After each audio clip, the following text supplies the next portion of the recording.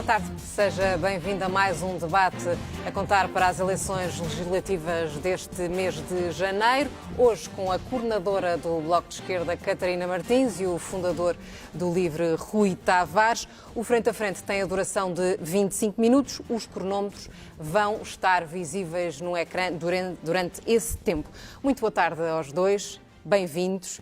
É mais aquilo que vos aproxima do que aquilo que vos separa, estando ambos a disputar o mesmo eleitorado nas próximas eleições do dia 30. Posto isto, será importante que fique claro o que distingue o Bloco de Esquerda do LIVRE nos próximos minutos. Catarina Martins, que propostas tem o Bloco para o país que o LIVRE não tem? Muito boa tarde ao Rui, boa tarde, Rosa. Queria só, se me permite, dar uma brevíssima nota para dizer que sei das enormes dificuldades com que os jornalistas da SIC e do Expresso estão a ter para desempenhar o seu trabalho por causa do ataque informático de que foram alvo e, enfim, toda a solidariedade. A democracia precisa muito de jornalistas livres e que não tenham o seu trabalho condicionado. Mas vamos à sua pergunta. O Bloco de Esquerda tem-se empenhado muito em que haja soluções exigentes para o país e elas dependem da força da esquerda. Fizemos esse trabalho sempre e chegámos a uma situação de crise política porque o Partido Socialista assim quis. António Costa, desde 2019, que ficou zangado de não ter tido maioria absoluta, tentou sempre criar pontos de crise política. Em 2019 propusemos um acordo e o Partido Socialista recusou o acordo porque não queria mexer na legislação laboral nem na saúde. Em 2020 voltou a recusar mexer na legislação laboral e na saúde. Em 2021 também, com a novidade de que aí também recusou qualquer acordo, qualquer das propostas do PCP. Agora, nós sabemos que nesta altura o país tem problemas e o SNS é um deles, o trabalho, o salário é outro e, portanto, precisamos muito de uma força grande à esquerda para um novo ciclo. Um novo ciclo que é seguramente sem maioria absoluta do Partido Socialista, ou não existirá. É também um novo ciclo em que a extrema-direita seja posta no seu lugar e por isso é tão importante que o Bloco de Esquerda seja a terceira força política. E é um ciclo que precisa de uma clareza sobre qual é o papel da esquerda nas medidas que contam. Para já, eu tenho uma enorme ideias convergentes com o LIVRE. Eu tenho uma enorme simpatia pelo programa do LIVRE e pela sua vontade convergente. Julgo que é preciso ter mais concretização nas medidas. Ou seja, nós vivemos impasses em áreas que não podem mais ter impasse. Eu vou dar um exemplo com toda a simpatia. O Serviço Nacional de Saúde não tem neste momento os profissionais que precisa. Não só médicos, também médicos. Usemos o exemplo dos médicos. Era suposto que em 2017 todas as famílias tivessem já um médico de família, isso não aconteceu. E o número vem subindo. Na verdade, nós tínhamos cerca de 700 mil famílias sem médico de família em 2019. Neste momento, há já mais de 1 milhão de famílias, 1.130.000 famílias não, utentes, sem médico de família. E o que o Governo tem feito não tem conseguido convencer sequer os médicos que são formados do SNS a ficarem no Serviço Nacional de Saúde. Por exemplo, o último concurso para médicos de família ficou com 30% das vagas por preencher e era um concurso para integrar quem tinha acabado de ser formado no SNS. Em Lisboa e Val do Tejo, 50% das vagas por preencher. Por exemplo, em Sintra, 100 mil utentes sem médico de família, abriram 29 vagas, só conseguiram preencher 5. E temos dados ainda mais preocupantes. Agora, no concurso para especialista, ou seja, para internos terem uma especialidade, houve muitos médicos recém-licenciados que não quiseram sequer ir para a especialidade. É um fenómeno que ainda não está estudado, que deve ser estudado, que é muito preocupante. Ou seja, estamos a ter uma enorme pressão nas várias especialidades de não ter médicos. E aqui é preciso que à esquerda haja uma enorme força a proteger os profissionais do SNS e novas condições. E quando olho para o programa do LIVRE, isto para falar de divergências, foi o que me pediu, assim farei, quando vejo expressões como sobre a exclusividade, que se vai equacionar e estudar a exclusividade, eu devo dizer que acho que isso é uma enorme armadilha, um erro. No momento em que o Rui Tavares propuser a António Costa equacionar e estudar a exclusividade, eu lhe garanto que António Costa diz logo que sim. Cria um grupo de trabalho e vai passar 4 anos a estudar e a equacionar a exclusividade, que é algo que já está a ser estudado e equacionado desde 2017 e que precisa de ser implementado para nós começarmos a reconstruir carreiras no Serviço Nacional de Saúde. Catarina E Martins, é este grau de concretização da proposta que eu julgo que é muito necessário para que haja já o uma Rui plataforma. Tavares, que terá alguma coisa a dizer, nomeadamente sobre este regime de exclusividade dos médicos no Serviço Nacional de Saúde. Muito obrigado, Rosa, e obrigado à Catarina também. Também aqui prestar a minha solidariedade aos jornalistas desta casa, das casas do mesmo grupo, pelo momento difícil porque estão a passar e que nos chama a atenção para a grande importância que nós temos que dar nos próximos anos a todas as questões da cibersegurança ou da proteção de dados. Queria também lembrar uma coisa, nós estamos a fazer este debate num município, que é o município de Oeiras, onde o LIVRE e o Bloco estão coligados. Foram coligados às últimas eleições autárquicas, também com o VOLT, conseguiram eleger uma vereadora, a Carla Castelo, uma excelente vereadora, 3 deputados municipais e uma coisa que muita gente talvez não saiba é que não é uma coligação que se tenha desfeito no dia das eleições. É uma coligação que continua a funcionar. Nós continuamos a trabalhar juntos em Oeiras. É importantíssimo no município governado por Isaltino Moraes, no combate à opacidade, à má gestão autárquica, haver este tipo de cooperações que são as que dão esperança às pessoas de uma política feita de uma maneira diferente.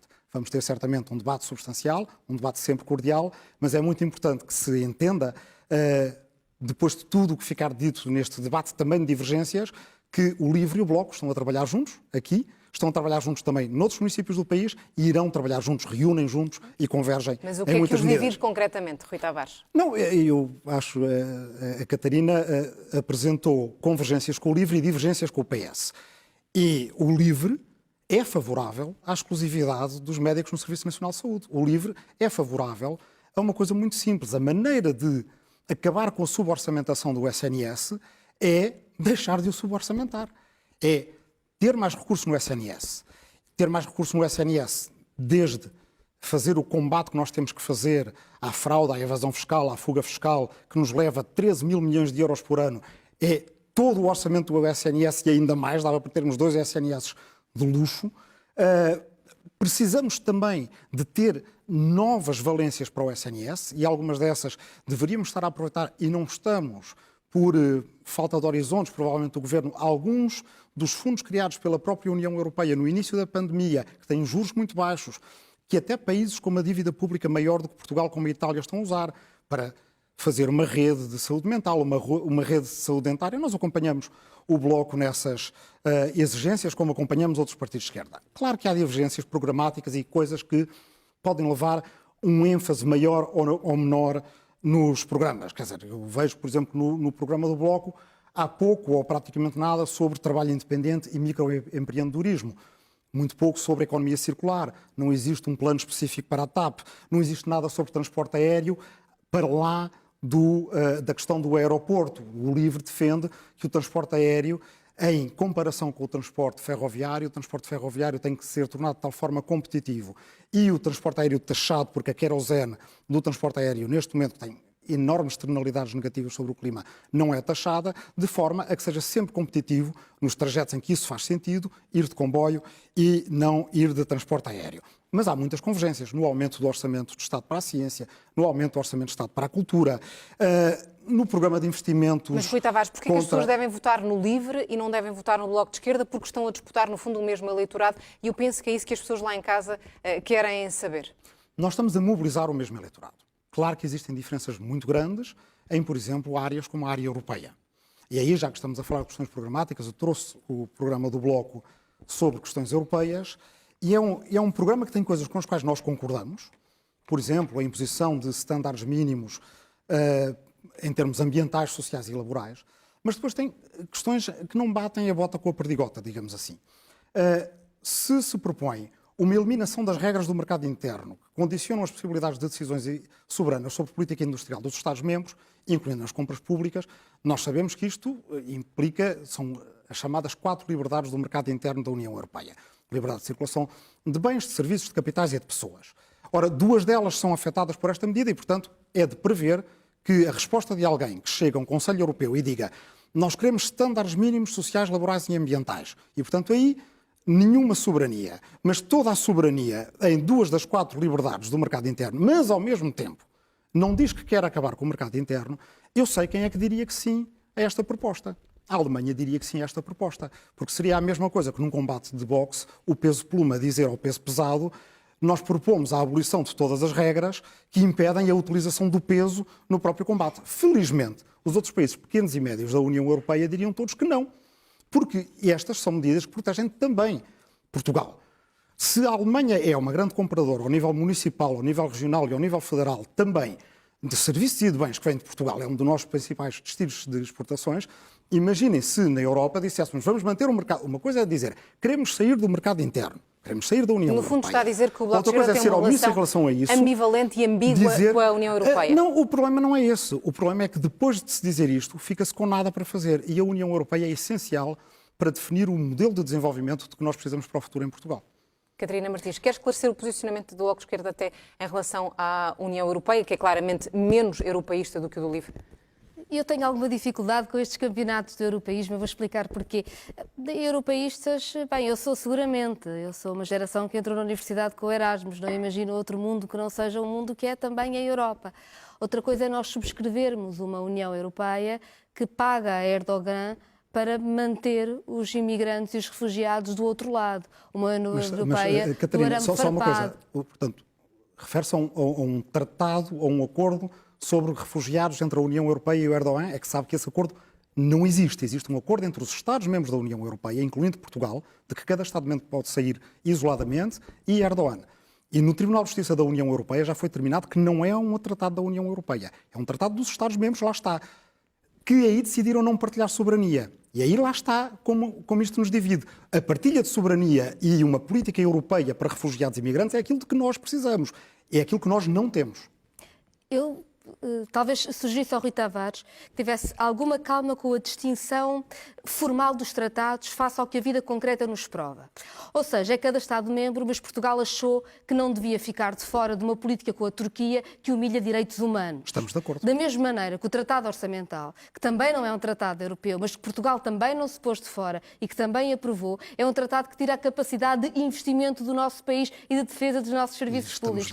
E, portanto, às vezes, quando se começa com muitos formalismos sobre a Europa, sobre o que é uma coisa ou outra coisa, às vezes podemos perder o horizonte das nossas responsabilidades sobre o que o nosso país decide e o nosso país tem de estar do lado dos direitos humanos ou a capacidade que o nosso país tem e o nosso país tem que lutar contra tratados como o Tratado Orçamental que nos impedem de responder à vida das pessoas. Mas é preciso deixar claro que há tratados dos quais saímos sozinhos, se quisermos, e do tratado com a Turquia sairemos, se tivermos força para tal, sozinhos, se quisermos, porque não é da União Europeia, o que é diferente de procurar renegociar tratados a 27. Estamos entendidos sobre isso.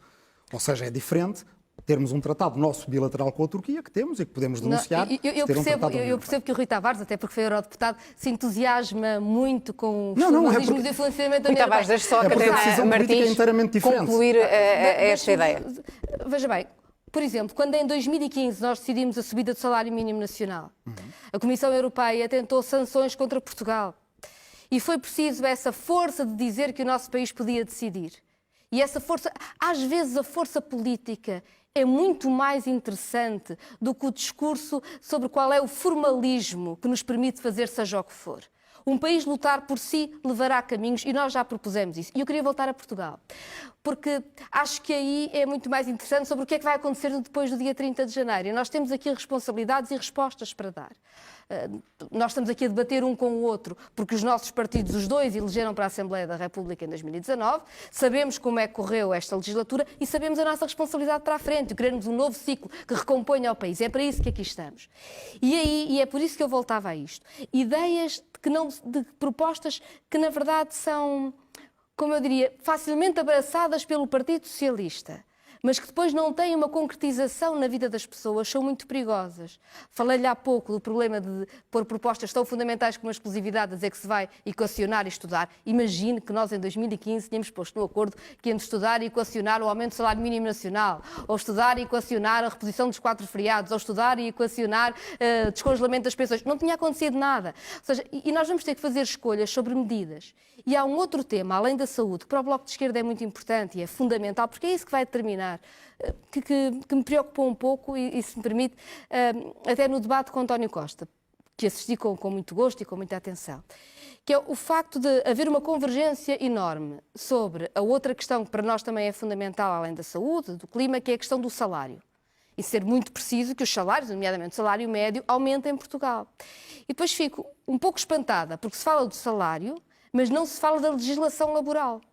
E como o salário médio não sobe por decreto, a não ser que sejamos só a falar da função pública, mas o problema dos salários em Portugal é a função pública também, mas não é só a função pública. Temos que responder por todos os salários em Portugal. O salário médio está comprimido, muito próximo do salário mínimo. Como nós queremos que os salários médios se reforcem, vamos precisar de falar da legislação laboral. E o programa do LIVRE não tem uma linha sobre uma necessidade absoluta de tirar as medidas da Troika que ainda estão no nosso Código de Trabalho e que impedem objetivamente a valorização dos salários. E isso é tão mais estranho quando hoje, por exemplo, sai um comunicado de várias personalidades a apelarem ao entendimento à esquerda que fazem especificamente dessa necessidade de mudar a legislação laboral, como até o GT, que muitas vezes tem estado do outro lado, tem defendido tirar as regras da Troika, da legislação laboral, e o próprio líder dos sindicalistas do Partido Socialista já veio dizer que é preciso fazê-lo. Há um obstáculo, chama-se António Costa. Mas falemos também desse António obstáculo. Costa pode ser ultrapassada. Vamos tentar equilibrar um bocadinho mais os tempos. Se o Bloco de Esquerda tiver força, se houver votos para isso, a Catarina e se a esquerda Martins tiver clareza neste acordo, falou podemos da fazê-lo, entrevista é tão importante fazê-lo. E do debate que teve já com António Costa este domingo, em que o Rui Tavares se mostrou completamente disponível para acordos com o PS, está também com o PS na Câmara de Lisboa. Essa não pode ser, de certa forma, e agora vou reutilizar uma expressão que é do Rui Tavares, a ambiguidade estratégica do LIVRE que concorre com e ao lado do PS? Nenhuma ambiguidade estratégica. É o voto mais claro deste boletim de voto. O boletim de voto não tem nem asteriscos nem letra miudinha.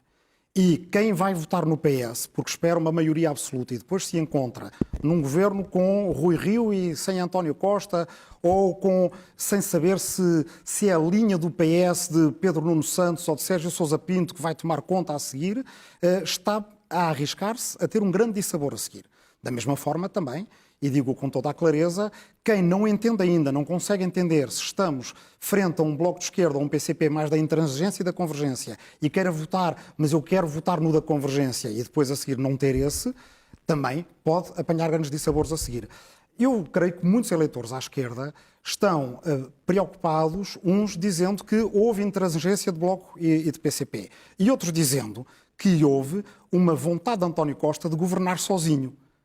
Bem, a novidade é que ambos podem ter razão. Ambos podem ter razão. E a maneira de passar a mensagem certa a ambos os lados não é transferindo certamente votos do Bloco de Esquerda e do PCP para o PS de António Costa, porque se ele tiver uma maioria absoluta não vai achar que está a governar menos sozinho, por muitas promessas que nos faça agora. A arrogância de antes não diminui com uma maioria absoluta. Mas as transferências de voto no sentido inverso também não vão, de tudo o que estamos a ver, aumentar a capacidade de diálogo e compromisso. A mensagem numa esquerda que é claramente a convergência é através do LIVRE. Convergência não só com o PS. Como já disse há pouco, estamos aqui em Oeiras com o Bloco. Mas também o mesmo desafio que lancei a António Costa, lanço a Catarina Martins e lanço a Jerónimo de Sousa, ao PEV e ao PAN também. Nós precisamos certamente ter um orçamento rapidamente. Portugal não pode continuar a viver a duodécimos. Precisamos ter um programa de governo à esquerda viabilizado se a esquerda tiver maioria. E devemos estar todos dispostos a fazer uma negociação conjunta para achar esse programa de governo e esse orçamento com a condição, eu preferiria fazer ao contrário, como se fez na Alemanha, dar todo o tempo a uma negociação prévia para depois aprovar governo e orçamento, mas temos uma situação de pressa, vivemos em duodécimos agora, até ao próximo 25 de Abril apresentarmos aos nossos concidadãos um pacto social, progressista e ecológico como uma agenda para um novo modelo de desenvolvimento para o país, que depois seja acompanhada pela sociedade civil, pelas pessoas que assinaram esse manifesto, outros manifestos, pela academia, por técnicos independentes nomeados pelos partidos. E se o Bloco de Esquerda e a Catarina Martins me disserem vamos pensar nisso, ótimo, ganhamos todos. Se chutarem para cá, nos estarão a fazer de outra maneira apenas a mesma coisa que fez António Costa. O Rui Tavares já tinha acusado anteriormente e ao Bloco de Esquerda... Deixe-me só sobre o trabalho, porque é de facto muito importante. Claro que acompanhamos medidas que têm a ver com o reforço da negociação coletiva, com a continuação da validade dos contratos, das convenções coletivas de trabalho, com as indemnizações em caso de despedimento, Em negociações parece que a diferença entre Bloco e PS a certa altura era entre 24 e 30 dias. Nós somos sempre a favor da posição que mais reforça os direitos dos trabalhadores. Mas precisamos de mais do que isso.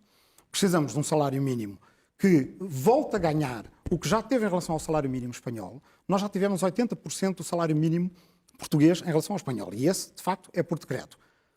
Passámos de 80% para 70% no governo da Geringonça. No governo da Geringonça, entre 2015 e 2019, perdemos 10% do que nos faltava em relação ao salário mínimo espanhol. O LIVRE propõe um salário mínimo que recupere uma parte desse caminho e que possa chegar aos 1.000 euros no fim da legislatura. O LIVRE propõe um rendimento horário mínimo garantido para proteger os trabalhadores independentes e separar, para tornar mais viável e mais seguro o contrato para quem hoje em dia é falsos recibos verdes e para valorizar o verdadeiro trabalho independente. E estou certo que faremos muito caminho em conjunto com forças convergentes na defesa dos direitos dos trabalhadores. Catarina Martins, o Rui Tavares já tinha acusado por diversas vezes o Bloco desta ambiguidade estratégica, uma crítica que de resto é também extensível ao PCP. Não teme que haja dúvidas no eleitorado que o Bloco ainda quer conquistar sobre o posicionamento do seu partido em relação ao PS? Eu confesso alguma surpresa quando ouço o Rui Tavares dizer intransigência do Bloco de Esquerda. Parece quase António Costa a falar, sabe que não é assim. Em 2015, por exemplo, o Partido Socialista veio a eleições com um programa que tinha congelamento das pensões ou facilitar os despedimentos. E nós negociámos muito arduamente. Foram meses muito difíceis de negociação e ainda bem que os fizemos. E orgulho muito deles. O Bloco de Esquerda e o PCP elegeram em 2015, fizeram essa negociação e conseguiram esse acordo. E foi importante fazê-lo. O Partido Socialista depois deixou de querer fazer acordo. E temos que perceber que, na verdade, em 2015 o Partido Socialista teve de aceitar o acordo, até porque não tinha ganho eleições, e depois eu julgo que foi até o próprio sucesso da Geringonça que os quis fazer ter maioria absoluta. Porque nós impusemos condições de aumento de salário mínimo nacional, ou de parar e reverter privatizações, questões como os manuais escolares gratuitos, foram avanços muito importantes e que precisavam de um novo fogo, e o Partido Socialista quer travar esses avanços. Nunca ficou claro para os eleitores o que é que estão dispostos a sacrificar, no fundo, para evitar, no fundo, que esse é o objetivo máximo, um governo de direita. Mas é bom que ninguém tenha nenhuma dúvida sobre isso. E eu dou essa garantia e mais, eu sei que em Portugal não há ninguém que tenha dúvidas sobre isso. O Bloco de Esquerda quis, fez, propôs e fará um acordo, sim, um acordo à esquerda para o governo de Portugal. E isso será feito com o Bloco de Esquerda reforçado enquanto terceira força política e será feito com as questões concretas, que aliás são reconhecidas pelo país como fundamentais para os avanços. Mas há margens para cedências em relação àqueles 9 pontos que no fundo foram recusados pelo Governo? Veja bem, nós não vamos negociar um orçamento, vamos negociar uma legislatura. O Rui Tavares ainda há pouco dizia que o que nos separava do Partido Socialista eram uns poucos dias das compensações por indenização. Não disse que era só isso. Está a dizer nesse aspecto mas era um bocadinho mais, porque o PS não queria sequer a sua proposta de sempre. Ou seja, a direita reduziu as compensações por despedimento para 12 dias e o PS, que sempre tinha defendido 20, nem aos 20 queria voltar. E, portanto, ou seja, tínhamos o problema do PS estar a defender uma medida para além da Troika, porque quis criar uma crise política. O PS não foi uma questão do Bloco querer aquelas 9 propostas e tinha de ser todas. Não, o PS recusou todas. O PS recusou tudo, porque quis uma crise política. E é por isso. Não é isso que o PS diz, daí a confusão no eleitorado e daí a insistência nesta mesma questão, até da minha parte. Neste momento, eu acho que António Costa já foi suficientemente claro. Eu ouvi António Costa dizer numa entrevista que mesmo que o orçamento tivesse passado à especialidade, não ia avançar em nenhum dos pontos negociais com o Bloco nem com o PCP. E tenho ouvido todos os dias o Partido Socialista a exigir uma maioria absoluta. E, portanto, mesmo aquilo que eventualmente não tenha sido percebido por quem esteve nas negociações todos os dias, foram negociações muito difíceis e nós conhecemos bem, 6 anos a fazer negociações, 6 anos a trabalhar, mas mesmo quem não tenha estado nesse trabalho e não tenha percebido, julgo que agora, face ao que o Partido Socialista diz, isso fica bastante claro. E é por isso que é tão importante que uma esquerda possa ir a eleições, e é assim que o Bloco vai, com tanta vontade de um acordo de governação para o país, como com determinação para resolver os problemas fundamentais das pessoas. Eu faço-lhe uma pergunta.